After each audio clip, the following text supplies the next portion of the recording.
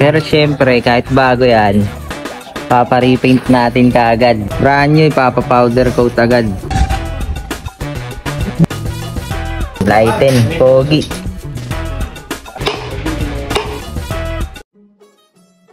Ako si Awel Moto, walang bisyo simba lang. Ngayong araw, papunta ako sa trabaho. Walang iba kundi sa Venworks. Tara, kita-kits tayo dun. Alright guys, ito yung RB10 natin na nabili nung Bike Fest. Ayan, unbox na natin ngayon. Sinimulan ko nang i-unbox itong ating RCB mag. Tinanggal ko na rin yung spacer sa ibabaw nito. Sinunod kong tanggalin yung divider. Tapos diretso hatak ng mags natin. Matagal ko na talagang pangarap tong mags na to at ngayon manghang-mangha ako. Yung pakiramdam ng batang may bagong laruan, parang ganun. May mga RCB stickers pa. At sinunod ko nang hatakin tong pangalawang mags natin, yung panglikod. Shit, ang pogi. Ang ganda par. RB10. Pero syempre, kahit bago yan, papa-repaint natin kaagad. Powder coat agad. Dalhin natin sa MNE Blast Coating to. Kay Sir Lucky Villa. Yung nag-powder coat din yan. Brand new.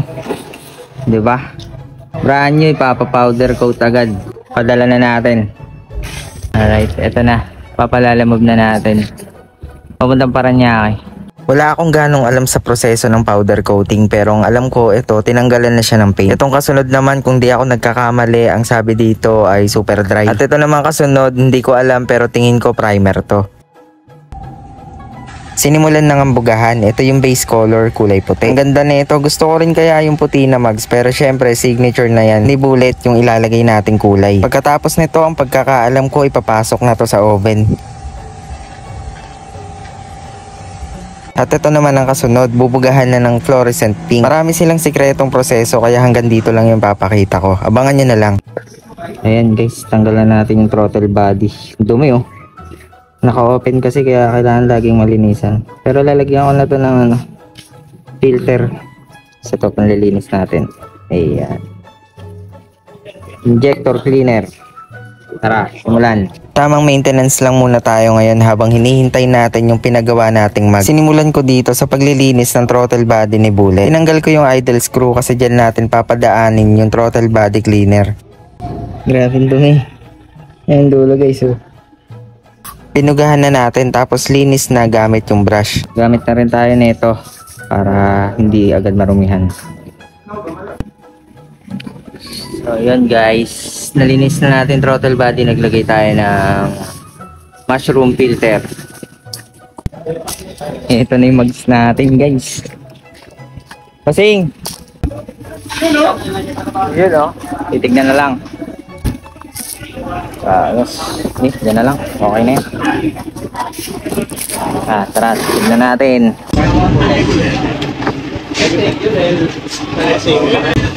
Pusha, ano pusha?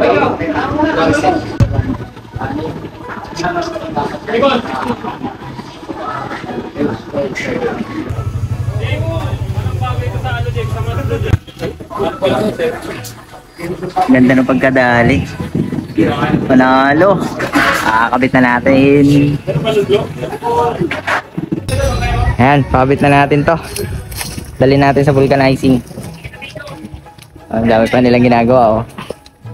Andito na tayo sa vulcanizing at ito na yung stock na mags. Ipapasalang na natin kay kuya para tanggalin yung mga gulong. Para ilipat sa ating RB10 mags o Racing Boy 10 spokes mags. Natanggal na yung gulong sa likod, isa lang naman natin itong pangharap. Napakahusay talaga ng tireman na to. Siya rin nagre-replace ng mga gulong ng race bike namin. Ay magkano nga yung pito? May pito ka dyan? Pito na. Nakalimutan ko yung pito kaya bumalik pa ako dun sa shop. Buti na lang malapit lang. Tuloy na ang installation at ito na nga, sinalang na yung mags natin pang likod pati na rin yung gulong. Sunod naman itong mags at gulong natin sa harap. Sobrang excited na akong ilagay ito kay Bullet at nakikita ko na kaagad na babagay talaga siya.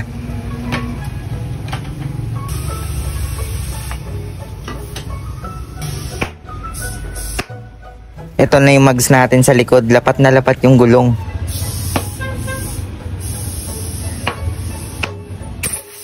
At ito naman yung sa harap, all good na to kaya tara install na natin. Ito na guys, na-install na yung gulong. Anong bearing gagamitin natin? Yung pa rin o papalitan? Ulitin mo muna yan. Sige. Okay, yung bearing nang gagamitin. Itong mags natin sa likod, kailangan kong tanggalan ng bearing para kunin yung spacer sa loob. Talagang nahirapan ako dito. Buti na lang dito ako sa Venworks nagtatrabaho. Meron ako mga backup. Lagyan mo muna.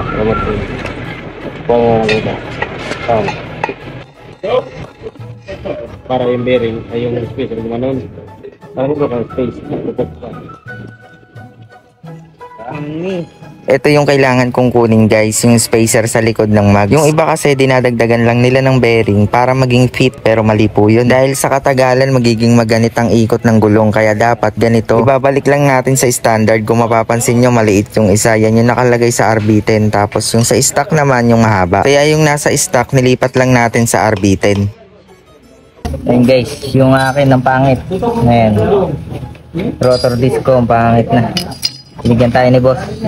Ayan, lighten, pogi. Ayan, ang angas. Thank you nga pala sa boss ko sa pag-sponsor nito. Baka Venworks yan, ga. Ito na yung mags natin, guys. Kinabukasan ko na naipakita kasi nga ginabi na kami. Ito na ang bagong sapatos ni Bullet. Napakaangas. Pero madungis, kaya iwash muna natin.